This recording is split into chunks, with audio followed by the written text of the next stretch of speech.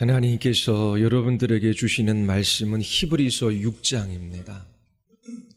히브리서 6장 9절부터 12절까지 말씀입니다. 히브리서 6장 9절부터 12절까지 말씀입니다. 하나님의 말씀에 귀를 기울이시고 들으시기 바랍니다. 사랑하는 자들아, 우리가 이같이 말하나 너희에게는 이보다 더 좋은 것, 곧 구원에 속한 것이 있음을 확신하노라. 하나님은 불의하지 아니하사 너희 행위와 그의 이름을 위하여 나타낸 사랑으로 이미 성도를 섬긴 것과 이제도 섬기고 있는 것을 잊어버리지 아니하시느니라. 우리가 간절히 원하는 것은 너희 각 사람이 동일한 부지런함을 나타내어 끝까지 소망의 풍성함에 이르러 게으르지 아니하고 믿음과 오래 참음으로 말미암아 약속들을 기업으로 받는 자들을 본받는 자 되게 하려는 것이니라. 아멘. 기도하시겠습니다. 거룩하시고 자비로우신 하나님, 우리의 구원의 하나님을 예배하는 예배자로 우리를 부르시고 주의 나라와 영광을 위하여 이 믿음의 길들을 걸어가게 하여 주심을 감사드리옵나이다. 하나님, 오늘도 우리에게 말씀으로 찾아오셔서 그 말씀이 우리에게 힘이 되게 하시고 우리에게 생명이 되게 하여 주시옵소서. 성령 하나님께서 설교자와 회중의 심령을 붙들어 주시고 이끌어가 주시기를 간절히 원하며 예수 그리스도의 이름으로 기도드리옵나이다. 아멘. 2017년 새해 여러분들의 마음속에 간직하며 그렇게 살아갔으면 하는 구절이 하나 있습니다. 시편 42편 5절입니다. 여러분들의 마음에 새길 중요한 구절입니다. 단지 한 해 동안뿐만 아니라 평생에 우리의 마음에 간직할 말씀이지요. 내 영혼아, 내가 어찌하여 낙심하며 어찌하여 내 속에서 불안해하는가? 너는 하나님께 소망을 두라. 그가 나타나 도우심으로 말미암아 내가 여전히 찬송하리로다. 하나님께 소망을 두라 라고 하는 제목으로 여러분들에게 말씀을 전하겠습니다. 오늘 2016년 마지막 날 여러분들에게 전하는 말씀의 주제는 소망이 도대체 무엇인가 라고 하는 것입니다. 시편 42편 5절에 시인은 낙심하고 불안해할 수밖에 없는 상황 속에서 믿음의 싸움을 싸우고 있습니다. 하나님께 소망을 두기 위한 믿음의 싸움이지요. 여러분들을 낙심하게 하고 불안해하는 것이 무엇입니까? 건강을 잃어버린 것으로 인하여 낙심할 수 있어요. 학생들은 성적이나 진로 때문에 불안해할 수 있지요. 청년들은 직장에 대한 고민이 있습니다. 결혼에 관련된 그러한 고민도 있지요. 이런저런 낙심과 불안이 우리에게 찾아옵니다. 구원받은 죄인인 우리는 이 낙심과 불안을 경험하며 살아가요. 때때로 우리를 낙심하게 하는, 불안하게 하는 이런 것들이 많이 있지요. 여러분들은 이런 것들과 싸우는 방법을 배워야 합니다. 그렇지 않다면 낙심과 불안 속에서 우울한 삶을 살아갈 수밖에 없습니다. 여러분들은 시편 기자처럼 얼마나 자주 여러분 자신에게 이 복음을 선포하고 계십니까? 우리를 낙심케 하고 불안하게 하는 그것 앞에서 하나님께 소망을 두라. 여러분들 자신에게 말할 수 있어야 합니다. 시인은 하나님께 소망을 두는 믿음의 싸움을 싸우고 있습니다. 하지만 대부분의 그리스도인들은 이 싸움에 게으르거나 별 관심이 없습니다. 이것은 오늘 읽은 히브리서 이 본문이 우리에게 가르치는 것처럼 매우 위험한 일입니다. 하나님께 소망을 주는 믿음의 싸움을 싸우지 않는 사람은 배교적인 삶을 살아갈 수밖에 없습니다. 그리스도를 떠나 살아가게 되지요. 소망이라고 하는 저수지가 있습니다. 모든 감정을 저장하는 저수지와 같습니다. 이 소망이라고 하는 저수지는 우리의 마음이라고 하는 밭을 윤택하게 합니다.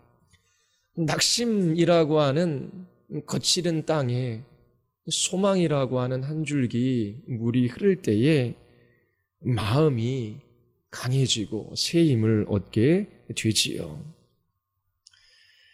낙심이 될 때 하나님께 소망을 두십시오. 이 소망은 우리에게 담대함을 가져다 줍니다. 우리를 기쁘게 합니다. 하나님께 소망을 둘 때에 내 눈에 보이기에 좋아 보이지 않는 그 악한 것까지 하나님께서 우리에게 선하게 하실 것에 대한 확신을 가질 수 있습니다. 때로 사람으로 인하여 상처를 받거나 낙심하기도 하지요. 모세가 굿수 여인과 결혼할 때에 그의 여인 아론과 미리암이 모세를 비난합니다. 그러나 모세는 그 비난에 변호하지 않습니다. 모세에게 소망이 없다면, 하나님께 소망을 두는 그러한 일이 없었다면 자신을 모아먹거나 해를 입힌 사람을 받아들일 수 없었을 것입니다. 그리고 지속적으로 사랑할 수 없었겠지요. 아마 자기 연민이나 자기 변호에 빠져들 수밖에 없었을 거예요. 그러나 모세는 하나님께 소망을 두었기에 온유한 마음을 가질 수 있었어요. 온유한 마음은 하나님께서 일하실 것에 대한 기대, 그 소망을 가질 때 우리에게 나타나는 마음입니다. 뿐만 아니라 계획대로 일이 되지 않을 때, 실패했다라고 느꼈을 때에 하나님께 소망을 두십시오. 이 소망은 우리의 마음에 새 힘을 가져다 줘요. 그래서 하던 일들을 결코 포기하지 않고 지속적으로 일할 수 있게 합니다. 또 우리가 유혹받는 때가 있지요. 정직할 수 없도록 그렇게 유혹하는 것이 있어요. 때로는 도둑질하게 하고 거짓말하게 하고 성적으로 방탕하게 하는 그런 유혹이 우리에게 찾아옵니다. 그때에도 하나님께 소망을 두십시오. 이 소망은 우리의 마음에 새 힘을 가져다 줘요. 그래서 잠시 즐거움과 쾌락을 쫓기보다 하나님 안에서 만족하는 것을 추구하게 됩니다. 결코 우리에게 참된 만족을 가져다 주지 못하는 이 세상의 쾌락을 부인하게 되지요. 소망은 우리 안에 역사하여 새 힘을 줍니다. 그리스도인들은 하나님께 소망을 두는 싸움을 싸워야 합니다. 이것은 거룩한 삶을 살아가기 위한 좋은 방식이기도 합니다. 하나님께서 여러분들을 택하시고 부르셨다라고 하는 확신을 어떻게 할 수 있습니까? 다른 말로 하면 내가 구원받았다라고 하는 이 확신, 여러분들은 갖고 있습니까? 하나님께 소망을 두는 이 싸움은 우리의 택하심과 부르심을 굳게 하는 성경적인 방식이기도 합니다. 하나님께 소망을 주는 이 싸움을 싸우고 있는 사람들은 구원의 확신을 가질 수 있습니다. 내일 주일이지요. 그리고 한 주간 동안 새벽에 함께 모여 기도하고자 합니다. 주제는 소망입니다. 그리스도인의 소망에 관하여 여러분들에게 새해에 설교하고자 합니다. 이 소망이라고 하는 저주로부터 기쁨과 사랑과 담대함과 인내가 여러분들의 마음 안에, 여러분들의 삶 가운데 넘쳐나기를 바랍니다. 그렇다면 소망이라고 하는 것이 무엇일까요? 소망의 국어사전적 정의가 있습니다. 어떤 일을 바람 또는 그 바라는 것, 희망은 자신이 바라는 어떠한 상황이 벌어질 것이라고 하는 기대나 예측을 의미한다. 순 우리말로는 바람이지요. 바램은 틀린 말입니다. 이 바람은 어떤 일이 이루어지기를 기다리는 간절한 마음입니다. 우리가 알기 원하는 것은 소망의 국어사전적 의미가 아니에요. 성경에서 소망이라고 하는 단어를 사용할 때에 그 소망이 가지고 있는 의미가 무엇인가 하는 것입니다. 먼저 성경에서 말하는 이 소망의 의미를 살펴보기 전에 일상적으로 사용하는 단어인 이 소망의 의미를 먼저 살펴보겠습니다. 소망은 장래, 미래의 어떤 좋은 것을 기대하는 마음입니다. 바라는 마음이죠. 우리 아이들이 아빠에게 이렇게 말해요. 아빠, 오늘 아빠 일찍 들어왔으면 좋겠어요. 아빠가 일찍 들어오기를 바래요. 아빠가 일찍 들어오기를 소망해요. 아빠가 오늘 일찍 들어오셔서 저녁 식사를 함께 하신 후 저와 놀아줬으면 좋겠어요. 이 아이가 어떤 좋은 것을 바라고 있지요. 그것이 소망입니다. 그리고 소망은 미래에 우리가 바라는 어떤 좋은 것입니다. 바라는 그것뿐만 아니라 바라는 좋은 것이에요. 예를 들어서 이제 다 큰 아들이 저쪽 남미로 이제 해외여행을 떠났어요. 그런데 거기에 큰 지진이 일어났다라고 하는 소식이 뉴스로 들려왔습니다. 그때 부모의 마음에 간절한 소망이 있지요. 바라는 것이 있어요. 그 바라는 것이 무엇이죠? 우리 아이가 무사히 돌아오기를 소망합니다. 바랍니다. 그래서 미래에 어떤 좋은 것이 그렇게 일어나기를 원하는 그 마음이 소망이지요. 뿐만 아니라 소망은 우리의 바람이 반드시 이루어질 그 근거나 이유를 나타내기도 합니다. 돛담배가 있어요. 순풍이 불어야지 정한 시간에 그렇게 나루터에 도달할 수 있습니다. 순풍이 부는 것이 이 돛담배를 가지고 그렇게 상업을 하는 사람들에게 소망이 되지요. 그래서 이렇게 말할 수 있어요.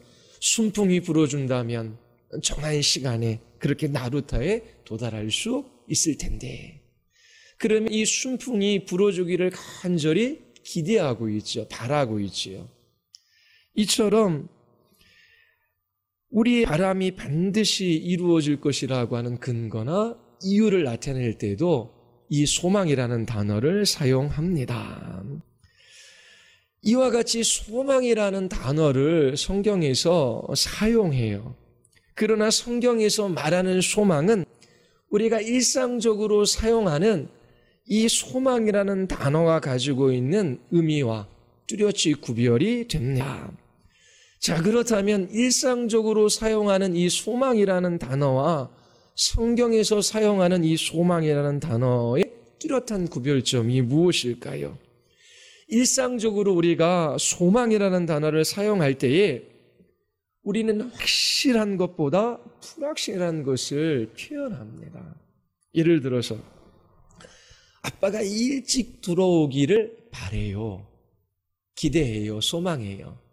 자, 그 말은 어떤 것을 포함하고 있습니까? 아빠가 일찍 들어올지 않을 수도 있다라고 하는 불확실성을 표현하고 있어요. 그리고 외국에 나간 아들이 무사히 돌아오는 것을 기대하고 있지요. 부모님의 소망은 아들이 안전하게 돌아오는 거예요. 우리 아들이 안전하게 돌아오기를 바래요. 그런 표현을 썼어요. 그 말은 어떤 것을 드러냅니까? 지진이 났기 때문에 우리 아들이 안전하게 돌아올 수도 있지만 돌아오지 못할 수도 있다라고 하는 불확실성을 나타내는 표현입니다. 마찬가지로 순풍이 불어주어야 우리는 정한 시간에 도착할 수 있습니다. 순풍이 불어주기를 기대합니다 라고 했을 때, 그런 표현을 쓸 때에 순풍이 불 수도 있고 불지 않을 수도 있다라고 하는 그 불확실성이 이 소망이라는 단어에 함께 들어가 있습니다. 그래서 일상적으로 우리가 원하다, 기대하다, 바라다, 소망한다 라고 하는 표현을 쓸 때에 그 표현 속에는 불확실한 것이 들어가 있습니다. 그러나 성경에서 말하는 소망은 그렇지 않아요. 성경에서 말하는 소망은 미래에 어떤 좋은 것들을 바라는 그런 단순한 마음이 아닙니다. 성경에서 말하는 소망은 미래의 어떤 좋은 것을 확신하는 바람과 기대입니다. 우리가 성경에서 소망이라는 단어를 찾아볼 때에 그 소망은 불확실성이 내포되어져 있지 않아요. 그러나 일상적으로 사용하는 단어인 이 소망은 확신할 수는 없지만 미래에 좋은 일이 있었으면 좋겠다라고 하는 그런 마음의 표현이지요. 그러나 성경에서 말하는 소망은 좋은 일이 일어날 것을 기대할 뿐만 아니라 그것이 반드시 일어날 것이라고 하는 확신입니다. 우리가 바라고 기대하는 좋은 것이 이루어질 것이라고 하는 도덕적 확신이에요. 오늘 이 성경 본문을 살펴보기 전에 이 도덕적 확신이라고 하는 것이 무엇인지를 여러분들에게 잠깐 설명하겠습니다. 이 도덕적 확신은 수학적 확신이나 논리적 확신과는 달라요. 수학적 그리고 논리적 확신은 도덕 법칙으로부터 나오는 것이 아니에요. 예를 들어서 사과 하나를 가지고 있어요. 그런데 승찬이에게 친구가 사과 하나를 주었어요. 그럼 사과가 몇 개지요? 한 개? 승찬이가 사과를 하나를 가지고 있어요. 근데 친구가 하나를 주었어요. 그럼 나에게 사과가 몇 개가 되죠? 2개가 되지요. 이것을 우리는 확신해. 나는 사과를 2개 가지고 있다. 아, 승찬이는 사과가 2개다. 확신하죠? 이게 수학적 확신입니다. 논리적 확신도 있어요. 논리적 확신은 모든 사람은 죽지요. 그리고 목사님은 사람이지요. 그러면 이 목사님은 반드시 죽어요. 이게 논리적 확신입니다. 수학적 또는 이 논리적 이 사고는 중요해요. 이렇게 사고하는 방식들을 이제 배우는 것이 필요합니다. 성경을 공부할 때뿐만 아니라 다른 영역에서도 이 수학적 논리적 확신은 이러한 사고는 꼭 필요한 거예요. 그러나 이 수학이나 논리로부터 나오지 않는 정당한 확신과 신뢰가 있어요. 그것을 도덕적 확신이라고 부릅니다. 도덕적 확신이라고 부르는 이유는 그것이 의지를 가지고 행해야 할 의무, 그 약속에 뿌리를 내리고 있기 때문이에요. 도덕적 확신은 의지에 근거한 확신이에요. 예를 들어 볼게요. 그리스도인들은 결혼 관계에 있어서 도덕적 확신을 가지고 있어요. 어떤 도덕적 확신? 남편과 아내는 결혼 관계를 가지고 있지요. 그런데 그리스도인들은 내 남편이 나에게 이혼하지 않을 것이다. 내 아내가 남편에게 이혼하여 달라고 하지 않을 것이다 라고 하는 그러한 확신을 가지고 있어요. 이런 확신은 수학이나 논리로부터 추론한 근거가 아니지요. 하나님께서 남편과 아내를 짝지어 줬어요. 그리고 하나님께서 그 결혼 관계를 통해서 나타내고자 하는 목적과 뜻이 무엇인지를 알았어요. 그리고 하나님께서 우리를 거듭나게 하셔서 우리의 마음을 변화시켜 주셨지요. 우리는 하나님의 뜻에 순종하고자 하는 그러한 의지를 가지고 있습니다. 그래서 나도 그리스도인이고 내 아내도 그리스도인이에요. 그렇다면 하나님께서 우리를 짝지어 주셨기 때문에, 하나님께서 우리를 향한 계획과 목적을 가지고 계시기 때문에, 하나님께서 우리 결혼관계를 통하여 복음의 영광을 드러내시기 때문에 우리는 의지를 가지고 그렇게 하나님의 뜻을 따라 이 결혼관계에 충실할 것을 신뢰할 수 있어요. 물론 교회 다니면서 이혼하는 사람도 있어요. 그러나 저는 우리 가정에 있어서 논리적이고 수학적 확신이 아니라 도덕적 확신을 가지고 있어요.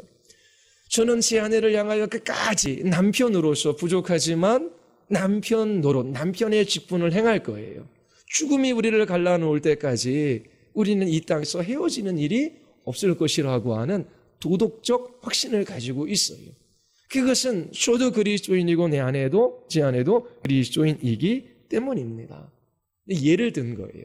이런 확신을 우리는 가질 수 있는 것이지요. 성경적 소망은 단지 어떤 좋은 일이 장래에 일어날 것이다 라고 하는 그런 바람 정도가 아닙니다. 미래의 어떤 좋은 것에 대한 확신에 찬 기대와 바람이에요. 이 성경적 소망은 그 안에 도덕적 확신을 가지고 있습니다. 하나님께 소망을 두라. 내 영혼아, 내가 어찌하여 낙심하느냐? 내가 어찌하여 불안해하느냐? 하나님께 소망을 두라. 자기 자신에게 선포하지 않습니까? 그렇게 자기 자신의 영혼에게 하나님께 소망을 두라 선포하는 사람은 단지 좋은 일이 있기를 바란다라고 하는 그런 표현이 아니라 하나님께서 하실 위대한 일을 기대하는 그런 도덕적 확신이 그 소망 가운데 들어가 있습니다. 오늘 히브리서 6장 9절부터 12절 말씀을 읽었어요. 소망의 의미가 무엇인지를 우리에게 알려줍니다. 이 6장 1절서부터 12절까지는 배교에 관한 구절이라고 많은 사람들이 이해를 해요. 예수님을 잘 믿다가도 예수님께 떨어져 나갈 수 있다라고 그렇게 주장하는 사람도 있습니다. 그러나 히브리 기자는 이 놀라운 신앙 경험을 가졌음에도 불구하고 배교의 위험 가운데 있는 사람들에게 경고를 해요. 1절서부터 8절까지 그 말씀이 나오고 있습니다.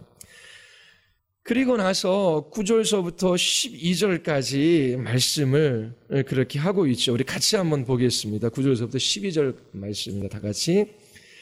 사랑하는 자들아, 우리가 이같이 말하나 너희에게는 이보다 더 좋은 것, 곧 구원에 속한 것이 있음을 확신하노라.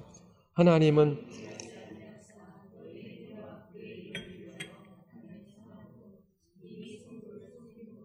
이제도 섬기고 있는 것을 잊어버리지 아니하시느니라. 우리가 간절히 원하는 것은 너희 각 사람이 동일한 부지런함을 나타내어 끝까지 소망의 풍성함에 이르러 게으르지 아니하고 믿음과 오래 참음으로 말미암아 약속들을 기업으로 받는 자들을 본받는 자 되게 하려는 것이다. 자, 이 히브리서 기자, 보통 바울이라고 이야기합니다. 바울은 그의 편지를 읽는 이 유대 그리스도인들이 배교하지 않을 것을 확신합니다. 그래서 이 구절은 배교에 대한 경고의 메시지라기보다도 핍박과 환난 가운데 있는 그리스도인들이 배교적인 삶을 살아가지 않기 위하여 어떠한 신앙의 삶을 살아가야 하는지 권면하는 말씀입니다. 유대의 그리스도인들이 하나님의 이름을 위하여 사랑으로 섬겼을 뿐만 아니라 지금도 섬기고 있어요. 그래서 바울은 이 유대 그리스도인들이 배교하지 않을 것이다 라고 하는 확신을 가지고 있지요. 우리는 이 유대 그리스도인들의 삶 속에서 성도의 인내를 볼 수 있습니다. 이 유대 그리스도인들은 단지 예수님을 믿기로 그렇게 일시적으로 결단한 것이 아닙니다. 그들의 믿음은 지속되고 있어요. 그들이 핍박과 환난 가운데서도 인내하며 예전에도 사랑으로 성도를 섬겼고 지금도 여전히 섬기고 있어요. 그것은 그들이 구원받았다라고 하는 증거이지요. 구원받은 유대 그리스도인들에게 계속되는 환난과 핍박 속에서 어떻게 그것을 이기는 이 믿음의 싸움들을 싸워야 할지 이 사도 바울이 권면을 하고 있습니다. 이 유대 그리스도인들은 사랑으로 성도들을 과거에 섬겼고 지금도 여전히 핍박과 환난이 있지만 성도들을 섬기고 있어요. 바울은 11절과 12절에서 유대 그리스도인들에게 있어 그 섬김에 있어 동일한 부지런함을 나타낼 것을 권면합니다. 그러나 이 믿음의 싸움의 핵심은 섬김과 사랑이 아니라 소망의 확신을 갖는 싸움이에요. 소망의 차원에서 이 믿음의 싸움을 보아야 합니다. 히브리서 6장 11절 한번 보십시오. 우리 같이 한번 읽어보겠습니다.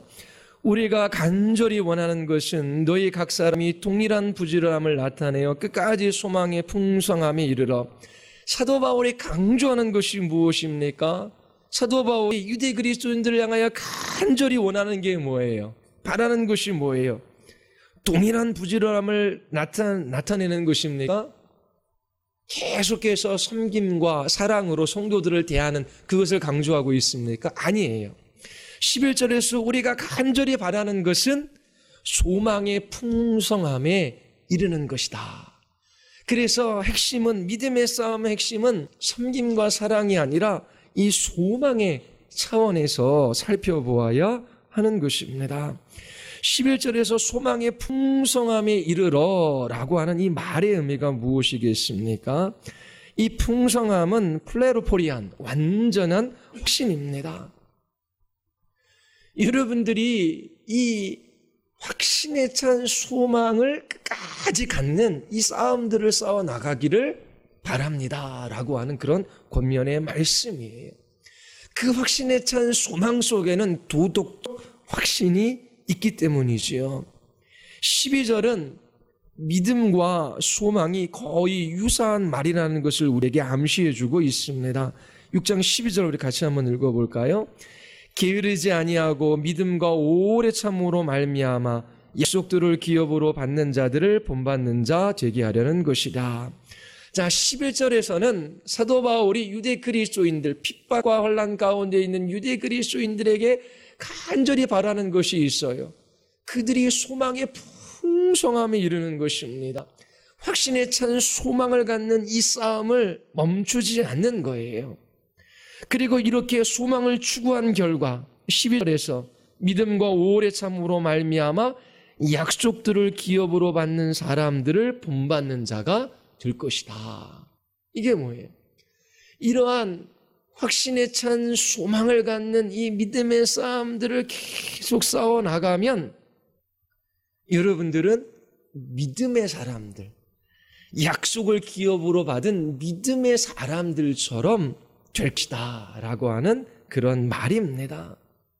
이 믿음과 소망이 함께 연결되어져 있어요.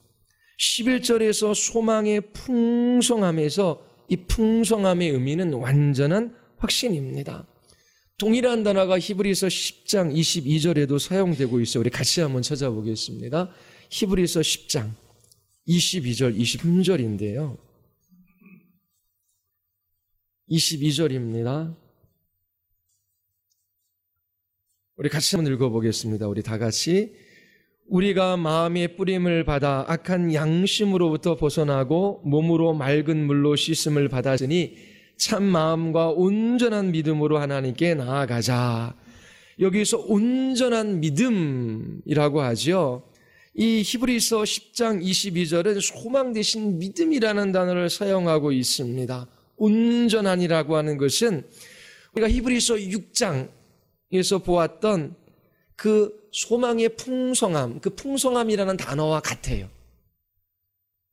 이 온전한 풍성함은 헬라어로 플레로포리아입니다. 완전한 확신입니다.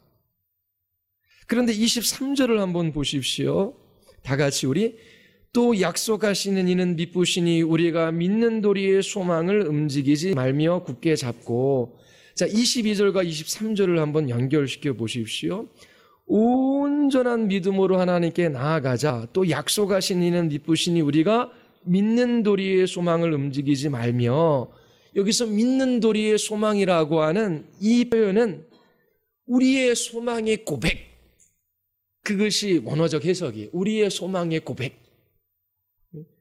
그래서 잘 주목해 보면 이 소망은 흔들리지 말아야 할 어떤 것입니다. 왜냐하면 23절에서 그 소망이 신실하신 하나님께 뿌리를 내리고 있기 때문이에요.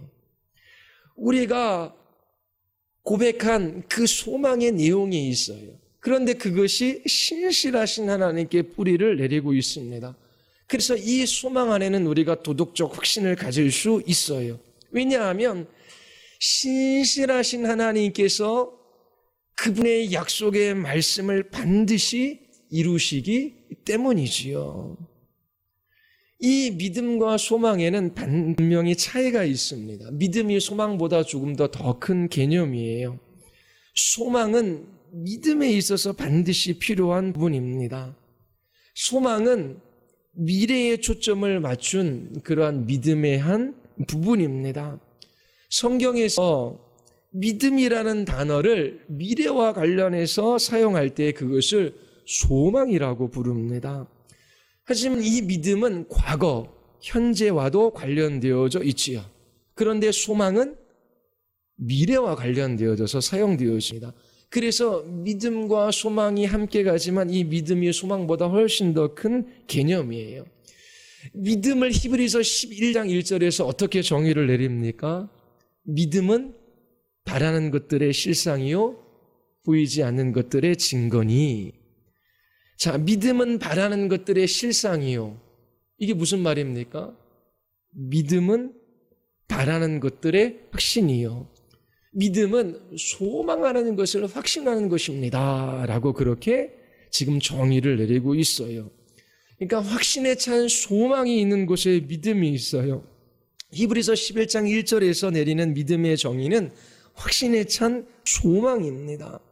장래에 하나님께서 어떤 좋은 것을 우리에게 주실 것에 대한 확신에 찬 기대와 이 바람이 성경에서 사용하는 소망이지요.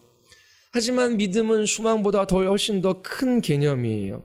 믿음은 히브리서 11장 1절에 보면 눈에 보이지 않는 것들을 확신합니다. 이것은 미래와 관련된 것만은 아니에요.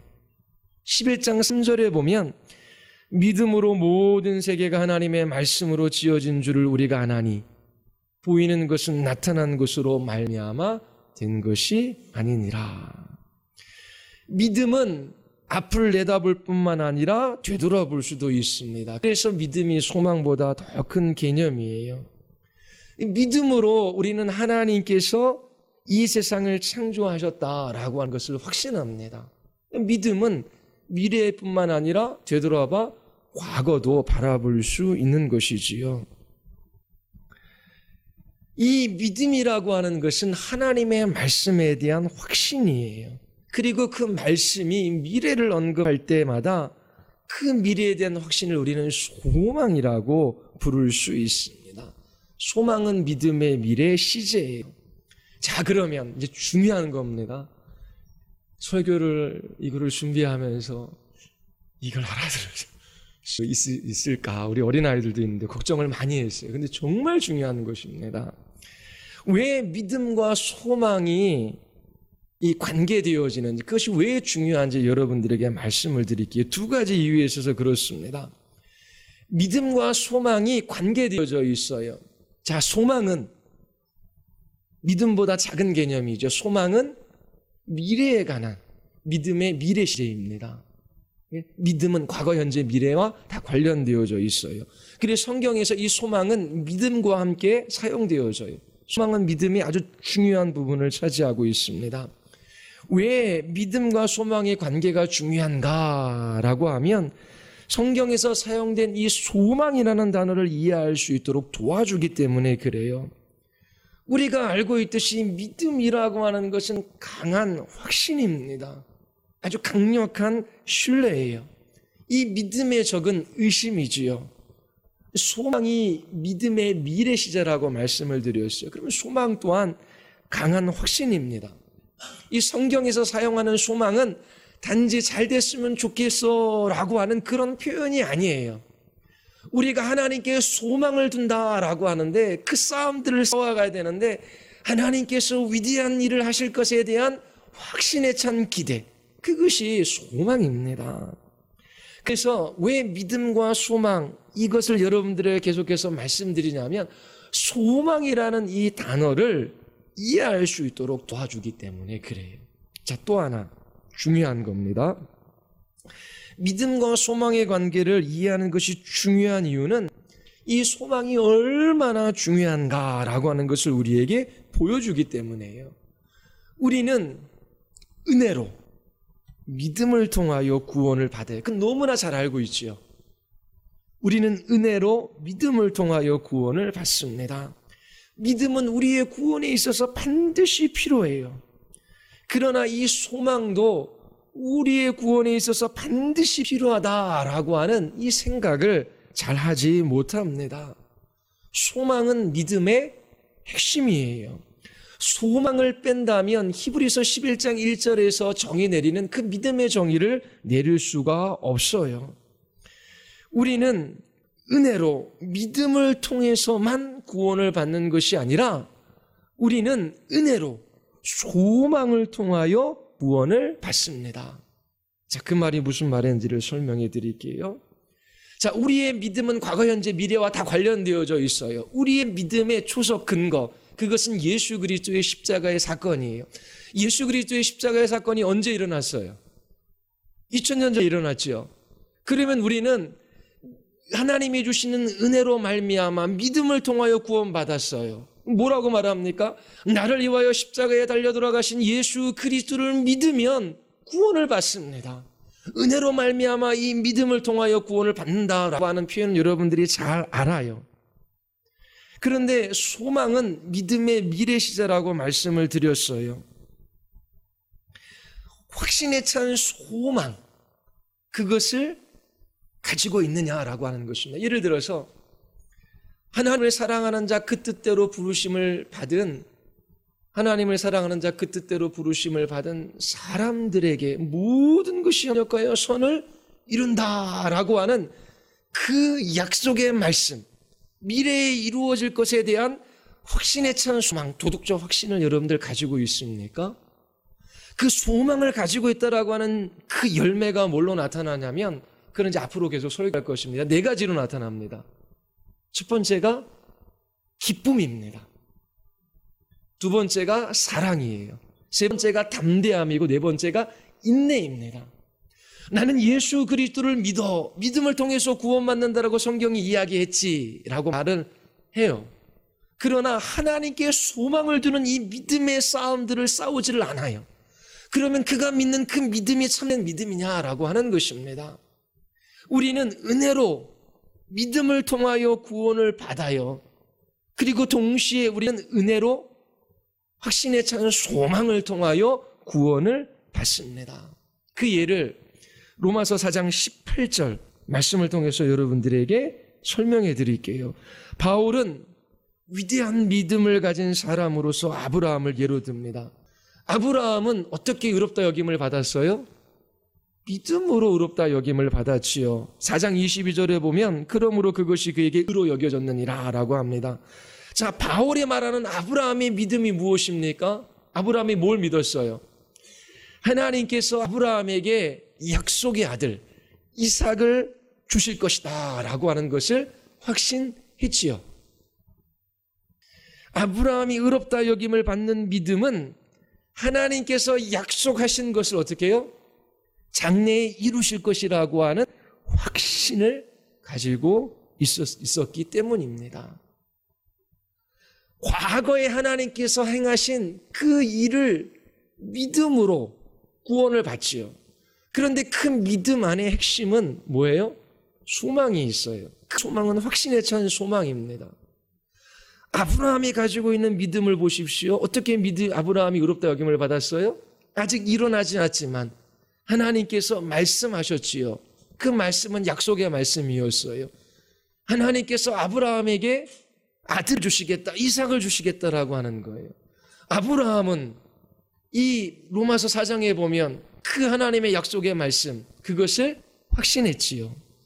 4장 21절에 보면 약속하신 그것을 또한 능히 이루실 줄을 확신하였으니, 히브리서 6장 10절에 있는 말로 표현하자면 소망의 풍성함입니다.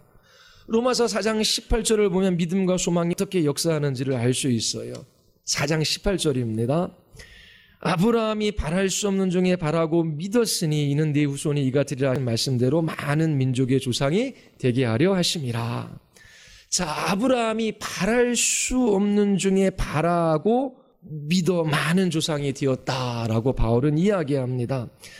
바랄 수 없는 중에라고 하는 말의 의미가 뭐예요? 일반적인 사람들이 아브라함의 자리에 서면 바랄 수 없다라고 하는 의미입니다. 소망할 수 없다라고 하는 의미예요. 확신할 수 없다라고 하는 의미예요.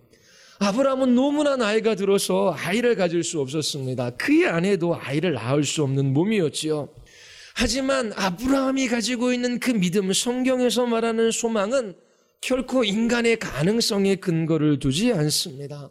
이 소망은 사람이나 환경이나 상황을 바라보던 눈을 들어 하나님의 약속을 바라보게 하지요. 그렇게 할 때에 이 소망의 풍성함에 이르게 됩니다. 확신에 찬 소망이 드는 것이지요. 하나님께서 위대한 일을 하실 것을 기대하게 되는 것입니다. 그래서 아브라함의 믿음은 하나님의 말씀을 신뢰하는 강한 확신이지요. 뿐만 아니라 이 4장에서 말하는 아브라함의 소망은 하나님의 약속이 성취되리라고 하는 강한 확신입니다. 하나님께서 장래에 약속하신 것을 반드시 이루실 것이라고 하는 이 믿음이 바로 소망입니다. 그래서 왜 믿음과 소망, 그것을 여러분들에게 함께 성경에서 이야기하는지 말씀드렸냐면 이 소망의 의미가 무엇인지를 우리에게 알려주는 게 첫 번째고, 두 번째, 은혜로 말미암아 이 믿음을 통하여 구원을 받는다라고 하는 것은 알고 있지만 하나님께 소망을 두는 이 믿음의 싸움들을 싸울 줄 모르는 사람들은 그들의 믿음이 참된 믿음이 아니라고 하는 것을 스스로 증거하는 거예요. 그리스도인들에게 믿음을 가지고 있는 사람들은 내 영혼아 내가 어찌하여 낙심하느냐, 내가 어찌하여 불안하느냐, 하나님께 소망을 두라. 그렇게 자기 자신의 영혼에게 선포하는 그 싸움들을 싸워요. 아브라함이 믿음으로 의롭게 되었지요. 그리고 우리도 믿음으로 의롭게 돼서 구원을 받아요. 근데 그 의미 속에는 단지 과거의 사건, 과거에 일어난 일들을 믿는 그것만을 의미하는 것이 아니라 하나님의 말씀이 있는 확신과 함께 그 약속의 말씀이 반드시 성취되리라고 하는 그런 강한 확신을 그리스도인들은 가지고 있어요. 그런데 유혹이 있고 시험이 있고 그리고 사단의 공격이 있기 때문에 눈을 들어 하나님께 소망을 두는 이 싸움들을 싸우지 못하고 사람이나 환경이나 상황에 매여 그렇게 배교자의 삶을 살아가는 그런 삶을 그리스도인들이 살아갈 수 있어요. 그래서 그리스도인들에게, 유대 그리스도인들에게 사도 바울이 말하는 핵심은 열심히 사랑하고 열심히 섬겨라, 인내하라, 그런 것이 아니라 환난과 핍박 가운데 있는 이 유대 그리스도인들이 싸워야 할 그 싸움은 소망의 풍성함에 이르는 거예요. 다른 말로 하면 하나님께 소망을 두는 그 싸움들을 싸우는 거예요. 눈을 들어 하나님을 바라볼 때 자기 자신의 영혼에게 네 영혼아 어찌하여 낭망하느냐, 하나님께 소망을 두라라고 하는 이 선포를 할 때에 우리 안에 그 소망이라고 하는 그 저수지에서 이 물이 흘러 넘쳐서 우리에게 기쁨과 사랑과 담대함과 인내의 열매를 맺게 합니다. 이제 2016년이 지나고 2017년이 되었습니다. 그렇죠. 12시가 좀 넘었어요. 자, 내일, 이제 오늘 또 11시에 만나야 되지요. 그리고 또 한 주 또 새벽 기도합니다. 그리스도인이 갖는 소망에 관해서 여러분들에게 설교하고자 해요. 그리스도인이 아니면 소망을 가지고 있을 수 없어요. 얼마나 불행합니까? 바라고 기대하는 것이 있지만 나 이런 거 바래, 나 저런 거 기대해라고 하지만 그 말 속에서는 불확실성이 내포되어져 있어요. 그러나 그리스도인들이 바라고 기대하고 소망하는 것은 도덕적 확신이 들어가 있는 거예요. 눈을 들어 하나님께 소망을 두는 그 믿음의 싸움들을 그리스도인들은 싸워가기 때문입니다. 성경에서 말하는 소망은 우리가 일상적으로 사용하는 그 소망이라는 단어와 의미와 그 개념이 달라요. 성경에서 말하는 이 소망은 불확실성을 의미하지 않아요. 성경에서 말하는 소망은 장래에 좋은 것이 주어지리라고 하는 확신과 완전한 확신과 기대입니다. 이 소망 안에는 도덕적 확신이 들어있어요. 소망의 하나님이 모든 기쁨과 평강을 믿음 안에서 여러분에게 충만하게 하사 성령의 능력으로 소망이 넘치는 한 해가 되기를 바랍니다. 2017년 새해에 소망의 하나님에 관해서 알아가는 그것은 특권과 영광입니다. 여러분들이 2017년 한 해뿐만 아니라 평생에 하나님께 소망을 두는 그런 믿음의 싸움들을 계속 살아갈 수 있게 되기를 바랍니다. 시편 기자가 자기 자신의 영혼에 관하여 선포하는 것처럼 어찌하여 낙심하며 어찌하여 불안해하는가 너는 하나님께 소망을 두라. 그가 나타나 도우심으로 말미암아 내가 여전히 찬송하리로라. 확신에 찬 소망으로 인하여 하나님께 소망을 두는 이 믿음의 싸움들을 싸움으로 여러분들 안에 기쁨과 사랑과 담대함과 인내의 열매가 넘쳐나기를 바라요. 이 소망 가운데 살아가는 이 그리스도인의 삶의 이 영광과 확신을 여러분들이 2017년 한 해에 더 풍성하게 누릴 수 있게 되기를 바랍니다. 우리 같이 한번 기도하겠습니다. 우리 이 시간 같이 한번 우리 기도할 때에 하나님께 소망을 두는 이 싸움들을 싸워가고 있는지 우리 자신을 살펴보기를 원합니다. 하나님, 시편 기자의 고백처럼 우리를 불안해하고 우리를 낙심케 하는 그 모든 것들 앞에 하나님께 소망을 두는 이 싸움들을 싸우게 하시고 그 소망으로 말미암은 기쁨과 사랑과 담대함과 인내의 달콤한 열매를 맺게 하여 주시옵소서. 우리 같이 한번 들은 말씀을 기억하며 우리 2017년 우리 성도로 모든 교우들이 이렇게 하나님께 소망을 두는 믿음의 선한 싸움을 싸울 수 있게 되기를 우리 하나님의 은혜를 구하며 우리 같이 한번 기도하시겠습니다.